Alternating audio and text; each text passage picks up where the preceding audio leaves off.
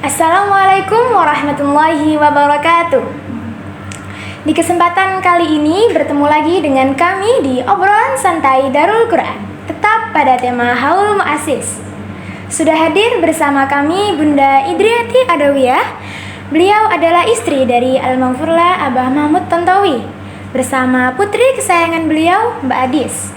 Assalamualaikum Ibu. Waalaikumsalam. Pripun kabarnya, sehat? Alhamdulillah baik dan sehat. Ibu, 4 tahun sudah berlalu.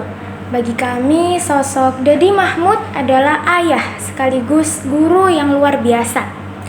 Banyak kenangan indah yang kami lakukan bersama sosok Dedi Mahmud. Nah, untuk mengenal sosok beliau lebih jauh, bisa diceritakan Mbak Adis bagaimana kenangan beliau bersama panjenengan? Kalau kenangan yang paling aku ingat, yang paling saya ingat dan paling berkenang itu kalau mau berangkat sekolah waktu SD waktu itu, Dedi itu selalu menyiapkan mulai dari pakaian seragam sekolah, terus buat dari mandi sampai sarapannya, terus diantar. Itu menurutku paling berkenang sih, soalnya dari semua anak itu belum tentu ayahnya yang ngurusin, biasanya kan ibunya. Tapi kalau dari saya sendiri tuh biasanya dari Dedi gitu. Itu selain kalau masakin tuh biasanya masakin ini sih, kayak nasi sama telur terus dikasih kecap. Itu kan mungkin bagi semua orang kayak itu menu biasa ya, tapi menurut saya itu sangat berkenang gitu. Baik, nah Bunda dari segi passion nih, kemana sih arah passion Dedi Mahmud? Apa yang membuat beliau begitu bersemangat dan tekun dalam menjalani hidupnya?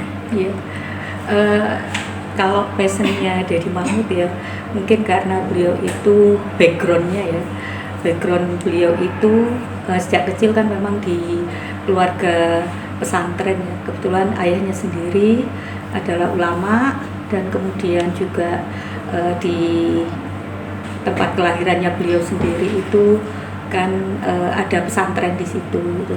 Sehingga beliau itu tumbuh Dedi itu dalam suasana pendidikan pesantren yang sangat kental sekali itu, sehingga tidak bisa dihilangkan itu. Kemudian namun Dedi itu menempuh pendidikannya di pendidikan umum ya. Sekolahnya juga sekolah di SMP Negeri 1 Sampang, SMA-nya di SMA Negeri 1 Sampang, kemudian kuliahnya di S1-nya di ITS, kemudian kuliah S2-nya di ITS, kuliah S3-nya sebetulnya sih inginnya ngambil manajemen industri juga ya. Tapi karena waktu itu ingin mendampingi Bunda, sehingga beliau ikut kuliah di S3. Sehingga kedua kutub itu, walaupun beliau itu dari segi pendidikan umum itu teknokrat ya, karena terkait dengan saintis ya dan teknologi, beliau itu juga tidak bisa lepas karena pendidikannya mulai kecil adalah pendidikan pesantren, sehingga memadukan dua kutub itu. Otomatis passionnya beliau ketika masih beliau itu keluar dari ITS, kemudian bekerja di suatu perusahaan asing ya, perusahaan asing Jepang ya, kemudian juga berikutnya beliau hijrah juga di perusahaan internasional ya, swasta tapi nasional, tapi tidak lepas dari background seperti itu, background pendidikan pesantren. Karena pada waktu kuliah itu beliau sempat mencari waktu kuliah S1 di ITS, mencari guru atau kiai pondok pesantren yang bisa meneruskan beliau hafalan alfiyahnya, Alfiyah Ibnu Malik gitu, supaya tidak lupa. Nah, sampai di perusahaan internasional asing ya, swasta asing internasional, beliau juga di situ mendirikan yang namanya Ikatan Warga Muslim, padahal itu perusahaan asing. Kemudian merintis semua kegiatan-kegiatan keagamaan, dan bahkan masih bujang beliau di rumah itu membuka bagi anak buah beliau, karyawan ya di perusahaan itu, untuk ngaji kitab gitu. Itu masih bujang itu. Kemudian dilanjutkan terus sehingga tidak bisa lepas dari itu. Jadi passion beliau itu karena passion itu kan irisan dari talenta plus hobi kan, itu namanya passion kan. Sehingga kompetensi beliau yang seperti itu ditambah hobinya yang ngurusi keumatan, dan sampai akhir hayat beliau ya tidak lepas dari urusan-urusan yang berbackground pesantren itu, walaupun beliau seorang saintis ya seperti itu. Baik Bunda, melihat segala pencapaian dan kesuksesan beliau ini, sebenarnya bagaimana sih visi Dedi dalam menatap masa depan beliau? Apa yang beliau harapkan atas pencapaian dirinya sendiri dan juga pencapaian di orang-orang sekitarnya? Baik, kalau Bunda merasakan ya, Bunda kan 27 tahun ya bersama beliau ya. Awal menikah itu, yaitu kembali lagi karena mungkin beliau itu kan dibesarkan di lingkungan pesantren. Ini unik ketika awal Bunda itu menikah dengan beliau, kan suasana di hari pernikahan kan biasanya kalau namanya mempelai pengantin itu kan biasanya ya mikirnya kan seneng ini lagi milik ini mempelai kan gitu. Tapi apa yang waktu itu disampaikan oleh Dedi itu, pertama beliau menyampaikan begini ke Bunda, sudah sholat asar belum? Jadi tuh Bunda ini mengatakan begini, merinding ya, sudah sholat asar belum? Itu yang pertama yang dilakukan. Bagi Bunda tuh merasakan, loh ini berarti ini pendidikan pertama gitu, jangan sampai telat ya, karena memang Dedi tuh sosoknya kalau beliau nggak pernah marah, tapi kalau urusan sholat sampai itu terlambat atau mungkin kita mengulur-ulur, marahnya luar biasa. Ini Mbak Aziz tahu. Kemudian beliau tuh sangat streng ya dengan soal jamaah dan lain sebagainya gitu. Kalau sampai mengulur-ulur waktu sholat, beliau luar biasa marah. Waktu sholat ya sudah, ayo tinggalkan semua itu deh. Nah waktu itu di suasana menikah tuh masih inget kayak begitu. Terus yang kedua, dapat beberapa hari, kalau sudah 2 minggu ya kita berumah tangga, itu Bunda yang ditanya itu begini, tahu nggak adik itu najis gitu? Bunda tuh seperti itu, loh iya saya tahu, karena kan Bunda kan juga dulu sekolahnya kan di MI, selalu sama ibu Bunda dikasih tahu kalau cara mencuci, membilas ini airnya harus mengalir. Nah kebetulan Bunda sendiri orangnya was-was kan. Nah saya tahu, kemudian dilihat sama adik, karena kalau nggak sampai tahu najis dek, satu sholatnya nggak diterima, terus adik itu adalah ibu yang ngerti tentang urusan pakaian itu harus suci atau enggak, itu harus ibunya, begitu, seperti itu Dedi itu menyampaikan. Dan yang ketiga waktu itu sudah agak lama ya, yang ketiga itu Dedi mengatakan begini, ayo kita cari, karena Bunda kan orang perantauan ya, baru di Mojokerto, ayo kita mulai sekarang cari orang NU, karena nanti kalau kita meninggal itu nanti kita nggak ada yang nahlilin ya, itu jadi 3 itu yang Bunda ingat ya. Jadi ini adalah merupakan semacam tarbiyah yang diterapkan oleh Dedi Mahmud di lingkungan keluarga, terutama istrinya. Jadi itu poin-poin penting. Kemudian berikutnya adalah Dedi itu memang orangnya kan sangat sangat pendidikan orientednya itu sangat oriented sekali tentang pendidikan itu, sehingga mulai awal itu anak-anaknya sudah disiapkan oleh Dedi. Oh ini mau kemana gitu. Contohnya Mas Mirza sama Mas Alvin, karena tahu senengnya itu urusan-urusan yang teknik, Dedi sempat bilang ini anak-anak harus pendidikannya harus ke Jerman, karena kiblatnya teknologi kan di Jerman sih waktu itu ya, nggak tahu ya sekarang ya gitu. Kemudian sudah mulai dipersiapkan, mulai SMP sudah cari guru les bahasa Jerman seperti itu. Kemudian karena Dedi itu juga oriented, internasional oriented modelnya ya, global ya. Nah waktu itu SMA 2-nya Mas Mirza di tempatnya ini, kepala sekolahnya masih Abah Arifin waktu itu. Nah Abah Arifin dan Bu Nurul betul-betul yang Bunda tahu ya juga global orientednya luar biasa ya dengan prestasi-prestasinya beliau. Makanya Abah Mahmud juga begitu. Alhamdulillah anak-anaknya Bunda waktu itu diterima di waktu namanya sekolah SBI ya, sekolah berbasis internasional istilahnya, RSBI ya, rintisan sekolah berbasis. Waktu itu sekarang kan sudah ada ya. Itu Mas Mirza sama Mas Alvin akhirnya disekolahkan seperti itu. Namun tidak lepas, mulai kecil sudah kelas 4 SD sudah sama Dedi dipegang sendiri ngaji kitab itu. Mas Mirza sama Mas Alvin nggak mondok, tapi sama Dedi strength di rumah itu. Begitu mereka pulang sekolah langsung Dedi yang pegang sendiri gitu. Jadi mulai ngaji-ngaji kitab yang kitab-kitab kecil-kecil itu Dedi Mahmud, sampai SMP SMA baru cari guru-guru dari pondok pesantren untuk datang di rumah kami untuk mengajar. Semua yang ada di pondok itu kurikulumnya diterapkan di rumah kami gitu. Seperti sehingga Mas Mirza walaupun dia sekarang di Jerman, kalau pulang mesti mampir ke Ampel. Dia cari kitab. Karena di Jerman dia juga sekarang ikut sebagai pengurus PCINU Jerman bersama Mas Alvin, seperti itu. Baik, menurut kami Dedi Mahmud adalah sosok yang sangat konsen dengan pengembangan sumber daya manusia, apalagi penerapan nilai-nilai karakter. Nah, untuk Mbak Adis nih, apa sih ajaran karakter yang paling Mbak Adis ingat dari beliau? Kalau dari Dedi, kalau yang saya ingat sendiri ya, biasanya tuh di ibadahnya sih buat bentuk karakter. Karena kalau anak dari kecil sudah ibadahnya udah dibentuk dengan baik, insya Allah tuh waktu besar dia nggak bakal gampang oleng atau kebawa arus teman-teman yang lain, misal kayak gitu.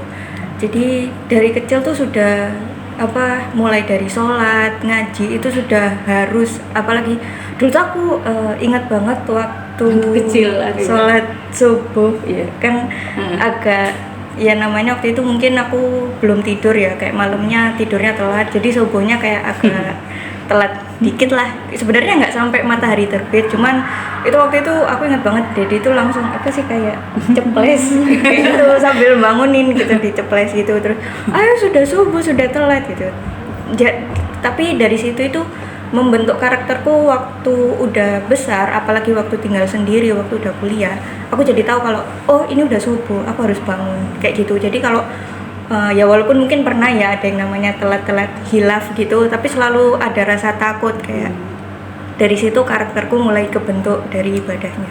Iya, saya juga nambah ya, ingat saya dari itu pernah Bunda itu agak gimana ya, iya sekarang masih banyak yang dikerjakan. Jadi langsung dalil itu yang itu ada yang wailul lil musallin itu yang sahun itu ya, itu nanti di neraka well ya gitu. Pokoknya Dedi itu nggak tanggung jawab. Itu saya yang lihat itu Dedi marah itu gitu. Dedi nggak tanggung jawab kalau sampai ada masuk neraka. Dedi nggak ikut-ikut gitu. Ya mungkin ini sebagai bentuk ketegasan ya. Jadi bukan marah bener enggak. Itu Dedi. Di Darul Quran juga begitu Dedi. Kalau pas waktunya sudah rapat guru-guru, di situ ada adzan, di sini langsung berhenti, sholat semua gitu. Jamaah gitu. Dedi itu seperti itu.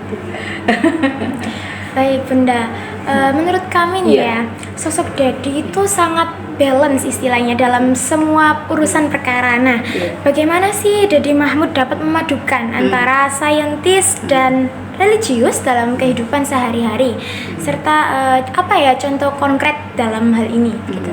Baik, kalau Bunda itu merasakan begini ya, karena Dedi itu orang saintis ya, biasanya pasti pakai logika ya. Pernah suatu saat Bunda itu galau gitu loh. Galau terus ini gimana ini ya? Bunda juga agak walaupun Bunda orang sosial background, tapi juga mikir juga ini utamanya ketika Dedi itu membeli sesuatu lah, dan itu mahal bagi Bunda. Ded, ini gimana, nanti uangnya gimana gini. Sudahlah Dek, wes yang penting itu usaha, kemudian doa, selebihnya tawakal gitu. Jadi itu 3 itu yang di ini Dedi. Kemudian Dedi membackground diri ketika Dedi itu bekerja dimanapun ya. Ini yang selalu Bunda masih ingat dan selalu Bunda sampaikan kepada anak-anak Bunda yang sudah dewasa, seperti Mas Mirza kan sudah nikah. Saya bilang, Dedi itu walaupun dia di tempat kerja yang sangat sibuknya sekali, dia pasti pulang itu membawa sesuatu. Artinya membawa ini bagi Bunda itu sebagai pendidikan yang membangun peradaban, dimulai dari keluarga ya, mulai dari membaca, literasi itu. Jadi walaupun nggak nyuruh ini, tapi beliau itu langsung nyontoh. Pulang itu mesti membawa dalam zaman dulu itu kan belum ada WA, belum internet, jarang, kecuali perusahaan-perusahaan. Jadi selalu membawa ini tulisan print-printan, ngeprint sendiri, entah itu kitab, entah apa gitu. Terus langsung dikasihkan Bunda misalnya gitu, terus pulang tuh langsung jelasin gitu ya, jelasin ceritain ke anak-anak gitu, masih ada. Jadi dia itu seperti gini prinsipnya, kalau saya sudah keluar dari tempat kerja, sudah itu hilang, ini milik Fokus saya, ini sama fokus keluarga. kepada keluarga gitu. Kemudian yang kedua, makanya Dedi itu nggak pernah namanya berangkat itu bawa tas besar atau koper. Tak tanya kenapa gitu, karena mungkin ada temannya bawa koper. Dia selalu menjawab, kalau saya bawa itu, pasti saya bawa pekerjaan di rumah. Sudah, kalau yang nama sudah pulang keluar pagar dari pabrik ya sudah, itu sudah hilang. Saya sudah milik keluarga dan itu sudah langsung mulai pegang Mas Mirza, Mas Alvin yang masih kecil itu mulai ngaji. Bunda dikasih tulis-tulisan begitu. Jadi sampai Dedi itu mempunyai prinsip gini. Kalau bunda kan nggak senang pegang uang ya, karena bunda tuh ini tahu saya tuh kalau pegang uang itu kayak jijik gitu loh, kayak kotor gitu sampai sekarang gitu. Sehingga Dedi itu kadang ngasih namanya kartu kredit apa. Pokoknya kalau nanti ini urusan kepala ke atas, silakan adik pakai seini nih apa, pokoknya seperlu apa ini ya semaunya gitu loh. Tapi maksudnya ke atas itu kan artinya kita nambah ilmu kan, beli buku apa. Nah sejak kecil yang selalu dibawa tempat rekreasi paling favorit adalah di Gramedia, itu selalu itu. Jadi tidak pernah Dedi itu memanjakan anak-anak itu beli pakaian mahal atau misalnya beli sepeda motor setiap kali ganti beli gitu, enggak. Jadi Mas Mirza sama Mas Alvin tuh sampai sekarang yang dipakai motornya oleh bunda kesini kan, sampai dibilang itu kan kamu kurang keren sih kok kayak gitu loh sama teman-temannya itu. Ini kayak apa ya namanya, kayak astagfirullahaladzim. Ini biasanya untuk kalau orang belanja gitu loh kayak gitu. Tapi ya anak-anak saya diem, nggak apa-apa gitu. Karena mereka sudah terbiasa dengan oleh Dedi dididik seperti itu, bukan yang mewah-mewah enggak.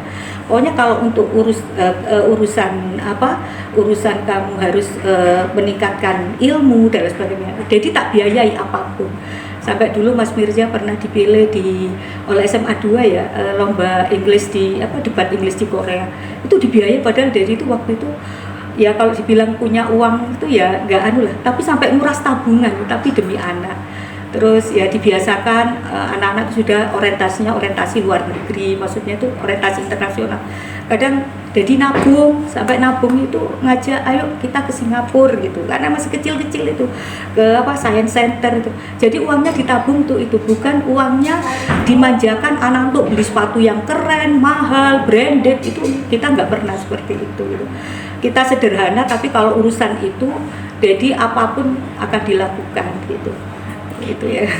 Baik Bunda, sebagai sosok istri dan putri yang sudah menemani beliau selama puluhan tahun, bagaimana penerapan style leadership Dedi Mahmud di lingkungan keluarga dan orang lain? Apa yang membuat beliau begitu dihormati dan disegani oleh keluarga ya? Ya memang anak-anak itu ke Dedi itu segan ya, tapi Dedi itu orangnya kalau style leadershipnya beliau demokratis, tapi situasional juga ya. Kalau soal sholat, soal pendidikan dia harus otoriter, ini harus komando ini, jadi begitu. Tapi kalau misalnya ini harus harus musyawarah ya dengan anak-anak, dibukalah style demokratis itu.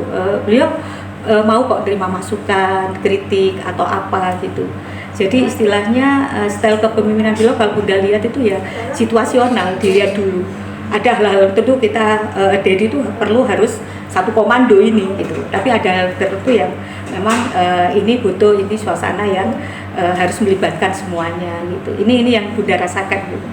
Nggak pernah Dedi nggak musyawarah, selalu musyawarah beliau gitu. Saya tidak tahu ya untuk Mbak Adis ini apa ya dari perspektifnya Mbak Adis ya. Kalau yang musyawarah itu yang paling aku ingat itu waktu ini ngambil jurusan SMA. Kan ada IPA sama IPS kan. Dedi sendiri sebenarnya maunya aku di IPA, tapi aku merasa aku nggak mampu dan aku lebih ke sosial kan. Jadi waktu itu kayak diskusi dulu, walaupun tes apa ya itu yang buat nganu ke jurusan, iya tes seperti itu penjurusannya tuh aku di IPS sebenarnya, tapi Dedi masih memaksa buat kenapa nggak di IPA. Terus akhirnya kita diskusi, ada ya mungkin 1 jam itu diskusi, terus akhirnya Dedi oh ya sudah kamu masuk IPS. Terus waktu kelas 12 itu pertama kalinya aku minta juga masuk ke UNER, ke jurusan antro. Sebenarnya sebelum itu belum tahu sih mau universitas yang mana, cuman aku mau ngambil antro. Terus akhirnya kayak ngasih surat panjang itu terus aku minta buat Ya karena waktu itu kan ini ya ngurusi kuliahnya Mbak Adis itu kan suasana Covid ya. Mbak Adis sedang dikirim oleh Darul Quran untuk ikut di Pare ya, di Pare itu. Sehingga jadilah yang mengurusi kuliahnya itu. Jadi masih berusaha untuk gimana kalau ke Fakultas Hukum UNER Internasional itu. Semua yang ngerjakan dari sampai malam waktu itu. Itu di bulan Juli kalau tidak salah itu di awal Juli itu seperti itu. Ya Mbak Adis tidak tahu gitu. Saking Dedi itu ingin memberikan pendidikan yang terbaik maunya Dedi gitu seperti itu. Baik, sebagai penutup Bunda, Iya. apa sih kenangan yang paling berharga bagi Bunda Indri dan juga putra-putri beliau setelah ditinggalkan? Lalu apa yang ingin Bunda capai dalam melanjutkan perjuangan beliau? Gitu Bu. Yang saya tahu tuh Dedi itu sangat konsen dengan ekosistem keumatan ya. Jadi itu memang mulai dulu lah, mulai beliau kalau Bunda sih tahunya sejak beliau kan mulai nikah ya, beliau itu sudah mulai mikir itu walaupun di perusahaan asing bikin forum-forum pengajian kan begitu. Beliau selalu gelisah kalau ada sesuatu di tempat itu yang mohon maaf ya tanda kutip misalnya tidak sesuai dengan syariat agama, beliau selalu gelisah. Terus membangun komunikasi dengan yang lain, membangun jejaring. Ayo kita bikin sesuatu yang bisa membuat manfaat untuk orang lain. Karena memang beliau tuh sering kalau nasihatin Bunda itu mengutip yang ini ya dari Rasulullah itu loh khairun nas anfa'uhum linnas gitu. Kemudian sehingga beliau itu nggak tahu ya ini bisa menjadi baik, itu selalu seperti itu. Bahkan beliau sendiri kalau dari urusan manajemen beliau selalu bilang ayo continuous improvement kan begitu, selalu itu. Jadi itu ayo hari ini harus lebih baik dari hari yang kemarin. Kalau hari ini sama dengan hari yang kemarin berarti kita rugi. Kalau misalnya hari besok itu lebih jelek dari hari ini berarti kita celaka. Itu selalu sering itu continuous improvement. Terus kemudian PDCA itu selalu mesti didengung-dengungkan ke kita gitu lah. Mungkin juga ke anak-anak juga plan do check action plan do, selalu seperti itu. Jadi Bunda harus ke depan itu karena Dedi itu kan selain ke ekosistem keumatan dia sangat konsen lagi kepada pembangunan sumber daya manusia SDM. Makanya begitu Dedi nggak ada, Bunda itu kehilangan sosok yang biasa diajak diskusi, itu yang hilang bagi Bunda ya. Itu sangat hilang sekali ya. Kemudian sampai Bunda itu mendirikan bagaimana sosok Dedi itu tetap ada sampai kapanpun walaupun fisiknya tidak ada, sampai Bunda mendirikan yang namanya Tontowi Institute gitu. Jadi Bunda terinspirasi dari keluarganya Almarhum Kiai Abdurrahman Wahid. Begitu Gus Dur kapundhut, berikutnya kan langsung putra-putrinya mendirikan Dewahid Institute. Nah, Bunda bersama-sama dengan orang-orang yang dulu kenal dengan Dedi, mungkin murid-muridnya Dedi dan lain sebagainya. Atau saya bilang kalau Mbak Adis ini anak biologis, Bunda bilang murid-muridnya Dedi atau teman-teman relasinya Dedi adalah ideologisnya Dedi ya, anak ideologisnya. Kita mendirikan Tontowi Institute itu dalam rangka ibaratnya itu bentuk cinta Bunda kepada Dedi, mengingat sosok beliau walaupun fisik tidak ada tapi pemikirannya masih harus terus kita jalankan. Karena Dedi itu pertama masih hidup, beliau merintis memberikan pendampingan ya beberapa lembaga-lembaga pendidikan, pondok pesantren, kemudian ada beasiswa, ada begini dan lain sebagainya. Itu kalau tidak terorganisir, itu kan nanti bagaimana kan hilang nanti itu jejak-jejak yang dilakukan oleh Dedi gitu perjuangan. Nah, makanya kami mendirikan Tontowi Institute itu dalam rangka kita mengabadikan. Jadi kalau mungkin Mbak ini kenal yang namanya Taj Mahal ya. Taj Mahal itu kan ceritanya kan seorang raja di India itu istrinya yang dicintai meninggal, makanya dibentuklah dia untuk rasa cintanya kepada istri itu membuat suatu bangunan yang namanya Taj Mahal itu. Kalau Bunda nggak bisa fisik, tapi Bunda ya selancar pemikiran, orientasi itu gitu. itu yang Bunda lakukan. Ini harus tetap dilanjutkan entah sampai kapanpun seperti itu. Saya tidak tahu kalau Mbak Adis ya, ini yang ingin Bunda capai itu. Ekosistem keumatan itu. Ya mungkin hampir sama sih, kayak selain pendidikan, kayak ibadahnya juga itu yang paling aku ingat. Baik, itu tadi cerita singkat sosok Dede Mahmud, yaitu guru sekaligus sosok ayah yang luar biasa bagi kami. Terima kasih Bunda dan Mbak Adis yang telah berkenan membagi cerita singkat kepada kami. Nah, demikian podcast dalam lebih jauh mengenal sosok muassis Darul Quran. Semoga kita dapat meneruskan perjuangan serta kerja keras beliau yang insya Allah barokah. Sampai ketemu lagi di obrolan santai Darul Quran. Wassalamualaikum warahmatullahi wabarakatuh. Waalaikumsalam warahmatullahi wabarakatuh.